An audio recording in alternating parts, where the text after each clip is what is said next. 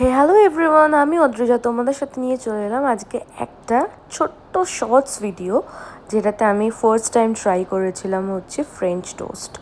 তো ব্রেকফাস্টে যখন বাফে বা কোনো কিছুতে যাওয়া হয়, সেখানে কিন্তু ফ্রেঞ্চ টোস্ট এই আইটেমটা অনেকেই পছন্দ করো, সেরকম আমিও পছন্দ করি। তাই একটা ইউটিউব টিউটোরিয়াল দেখলাম, দেখে আমিও ইন্সপায়ার হয়ে ট্রাই করলাম। অনেক দিন ধরেই ভাবছিলাম ট্রাই করার কথা, তো হট করে ট্রাই করে ফেলেছিলাম। তো তোমাদের সাথে ভিডিও শেয়ার না করলে হয়, তো ভিডিওটা তোমাদের সাথেও শেয়ার করলাম।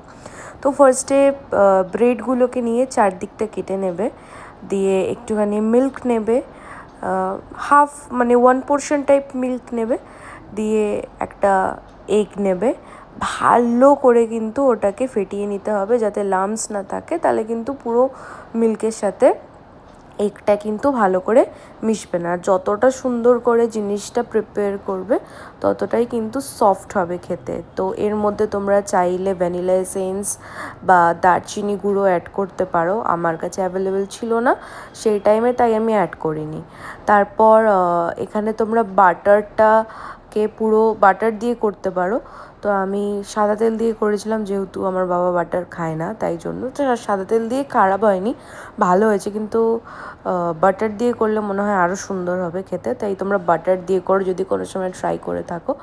দেন ভালো করে ব্রেডটাকে অ্যাবজর্ভ করাবে ওই লিকুইডটা, মিল্ক আর এগের, দিয়ে এক একটা সাইড ওই মানে 1 মিনিট করে একটুখানি হালকা একদম আঁচে এদিক থেকে ওদিক করে নেবে। এদিক সেঁকবে 1 মিনিট, ওদিক সেঁকবে 1 মিনিট, 2 মিনিটের মধ্যে কিন্তু একদম রেডি হয়ে যাবে হচ্ছে ইয়ামি পারফেক্ট ফ্রেঞ্চ টোস্ট।